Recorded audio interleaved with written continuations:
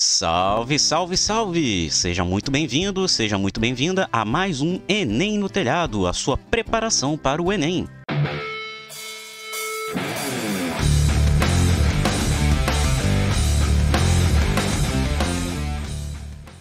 E hoje nós vamos fazer a questão pegadinha do ano de 2022. Não, aí ele extrapolou. Estou me referindo à questão número 126 do caderno amarelo do ano de 2022.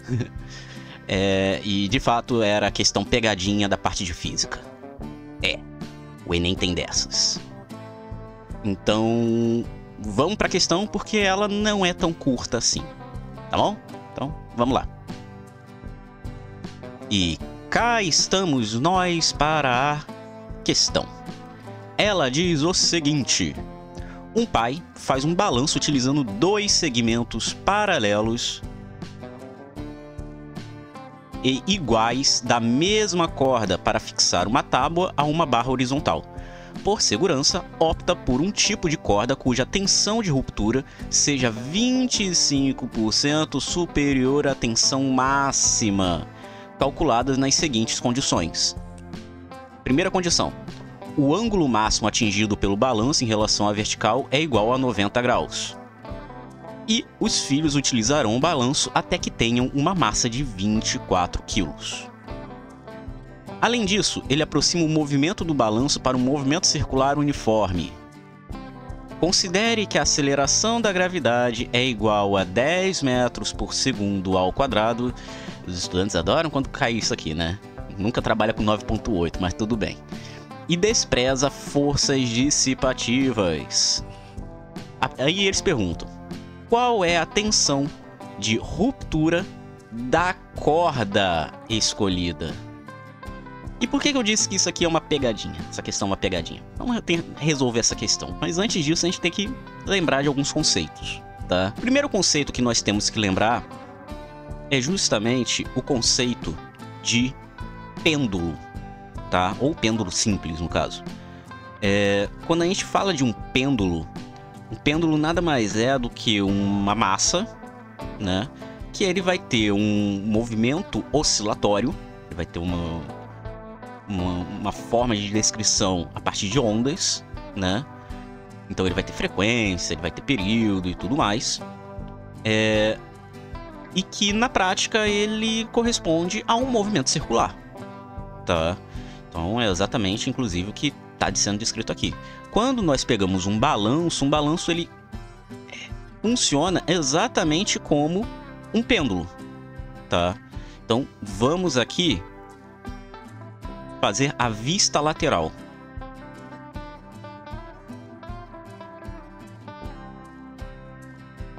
A vista lateral, a gente vai ter o seguinte: temos aqui o centro.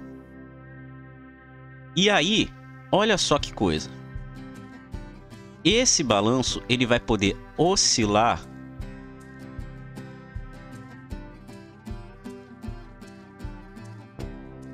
fazendo esse movimento aqui, né? Que corresponde a meia circunferência, né? A gente não tem um balanço fazendo uma volta, né, completa. Isso aqui é o movimento de pêndulo, né? Se você vê lateralmente um balanço, ele vai fazer esse movimento. E aí, olha só que coisa interessante. Um pouco mais para baixo, aqui. Quando nós analisamos o balanço, nós podemos pensar no seguinte: como isso aqui é um pêndulo, todas as características de um pêndulo simples vão estar sendo aplicadas aqui. E uma das principais características que nós temos no pêndulo simples é que o local onde você tem a maior tensão na corda é quando o pêndulo ele se encontra na sua posição mais baixa, que seria justamente aqui, né? Essa posição aqui seria a posição mais baixa. Nós podemos chamar de posição A. E aí, quando nós analisamos isso, justamente esse vai ser o local onde você vai ter as maiores descrições de força né, envolvendo a esse movimento pendular. Ótimo, beleza. Então, nós já sabemos disso. Então, o que a gente tem que fazer aqui é fazer um diagrama de forças. Ótimo.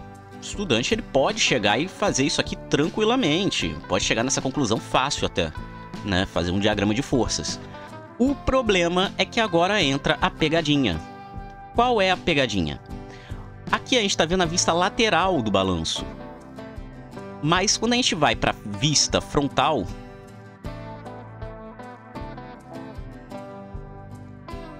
o que nós vemos é algo assim.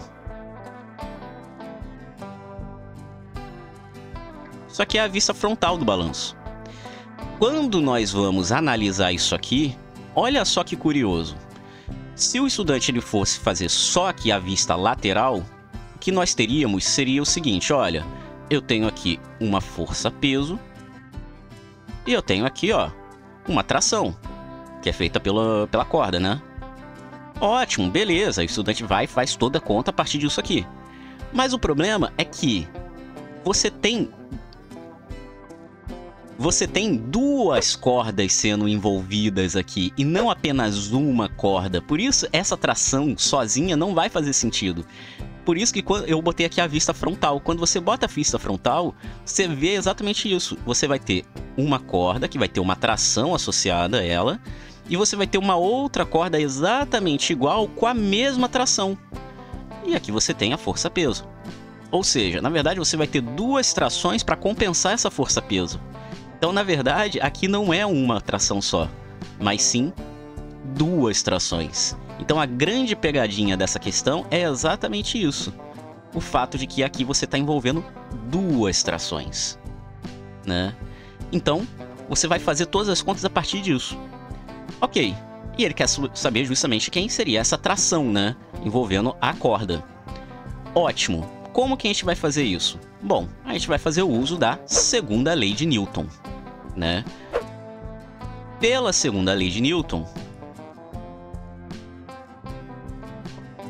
nós temos que a força resultante é igual a massa vezes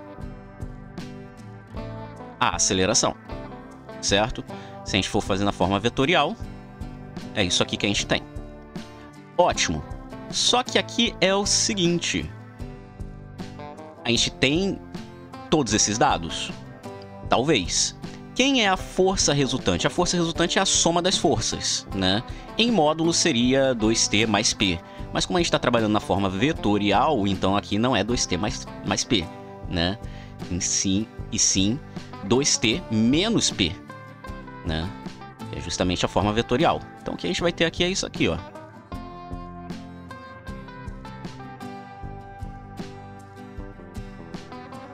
Ótimo, beleza. P é a força-peso. O estudante ele já sabe que força-peso é massa vezes gravidade.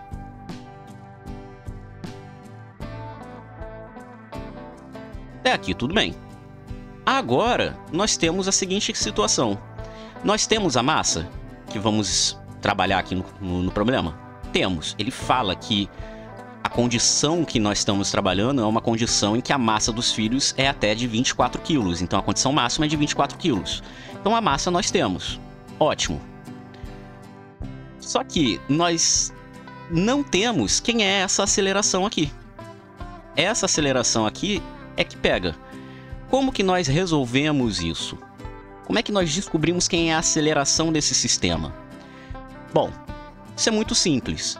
Quando nós fazemos justamente a análise desse movimento, vocês podem notar que vai ter uma velocidade tangencial, né? Isso aqui é um movimento circular, querendo ou não, é um movimento circular.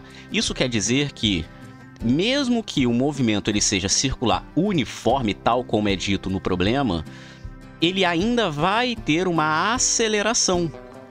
Só que essa aceleração não vai ser tangencial. Essa velocidade tangencial é uniforme. O que você vai ter é uma aceleração centrípeta, que é uma aceleração que sempre vai estar presente em todo o movimento circular. E ela vai estar apontando para o centro da trajetória. É o que mantém justamente o movimento como circular, né? Então, você tem uma aceleração centrípeta. Então, a aceleração que nós vamos estar trabalhando aqui, né, na segunda lei de Newton, é justamente a aceleração centrípeta. E qual é a fórmula da aceleração centrípeta, né? A fórmula da aceleração centrípeta é dada justamente... Basicamente, vai ser justamente o quadrado da velocidade tangencial pelo raio. O raio da trajetória. Ou seja, no caso aqui seria justamente o comprimento da corda, né? Beleza. Só que agora nós temos mais um problema, Sensei. Porque eu não tenho quem é essa velocidade tangencial e eu não tenho quem é esse raio. Mas nós podemos descobrir. Como? Através da conservação da energia. Porque toda vez que nós falamos de um movimento pendular, nós trabalhamos conservação de energia. A energia mecânica ela é conservada. O que significa dizer que a energia mecânica é conservada? Significa dizer que a energia mecânica, no início do processo, é igual à energia mecânica do final do processo, ou seja, ela não muda, a energia mecânica não muda. O que pode mudar são as entidades que formam a energia mecânica, que no caso seriam a energia potencial gravitacional e a energia cinética. Quando nós analisamos dois casos aqui, vocês podem notar o seguinte. Olha só. No ponto mais alto,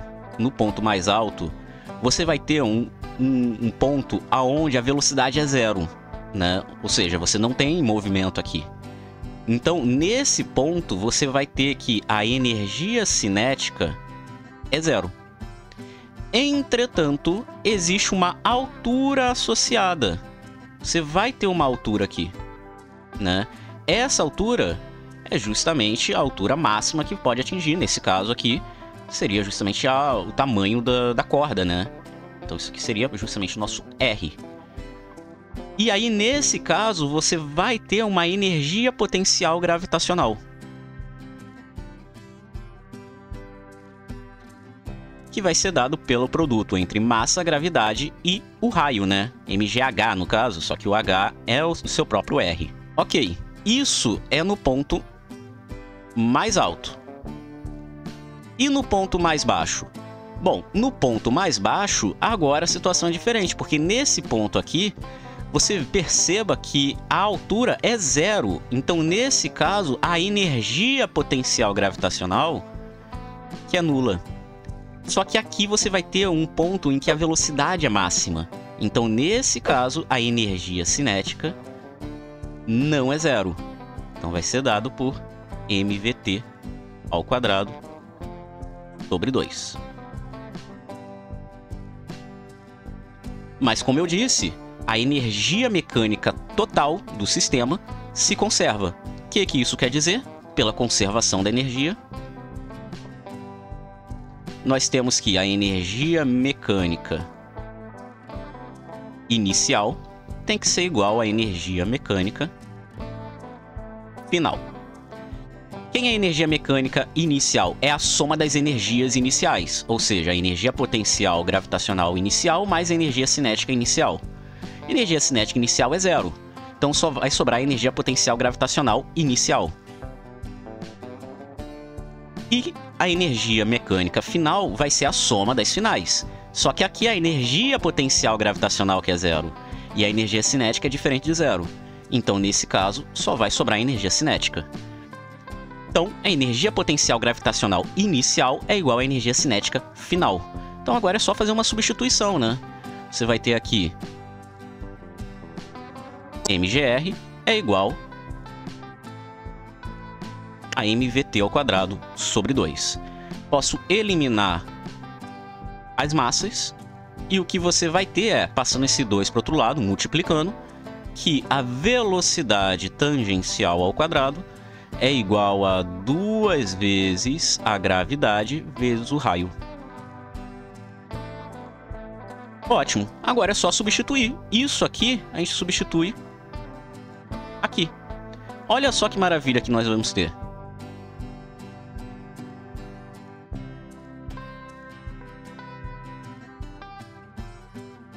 A gente pode eliminar esse R com esse R. Então aqui vai ficar apenas 2mg e aqui vai ficar mg. Ou seja, se a gente passa esse menos mg para o outro lado, ele passa somando, né? Então a gente vai ter aqui... Desculpa. Pronto. A gente passa esse mg aqui para o outro lado, ele vai passar somando, então a gente vai ter 2mg mais mg, que vai dar 3mg. Então...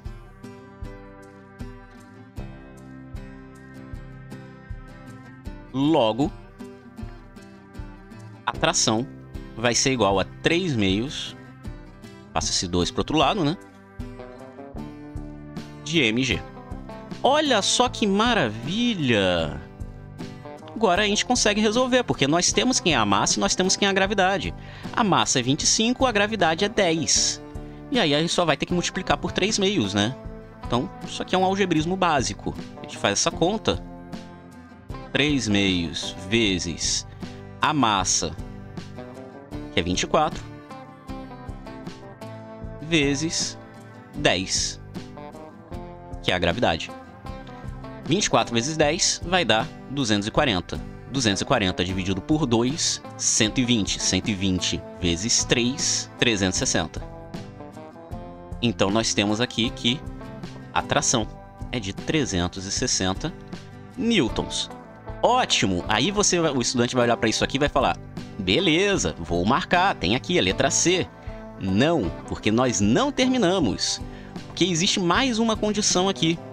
Que ele fala que, por segurança, ele opta por um tipo de corda cuja tensão de ruptura seja 25% superior à tensão máxima.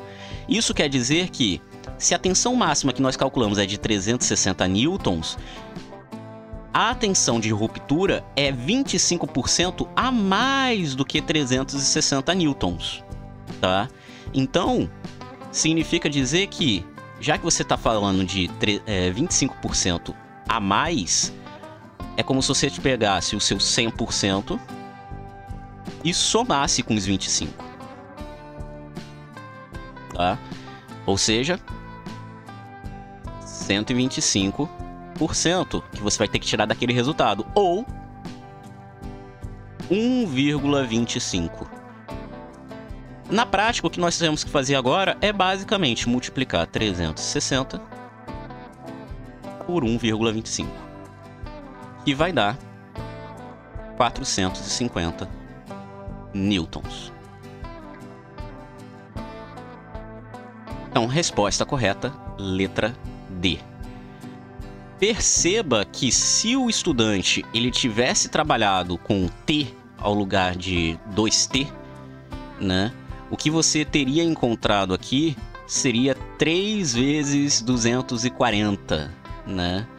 E aí depois você poderia até fazer o 1,25, você ia encontrar uns valores assim meio absurdos, entendeu? Então, tipo, não. Essa questão ela estava cheia de pegadinha mesmo. Tá? Então a resposta certa, letra D de dado. E é isso, essa foi a questão de hoje. Espero que você tenha conseguido resolver, né? Lembra de compartilhar com os amigos e amigas que vão fazer o Enem também. É muito importante que todos se preparem. Não se esqueça de deixar o like, se inscreve se não for inscrito e ativa o sininho para não perder nada. Também temos um Discord que avisa tudo que rola por aqui e tem um cantinho especial para você tirar aquela dúvida sobre física. O link vai estar aqui na descrição. Tamo junto e até!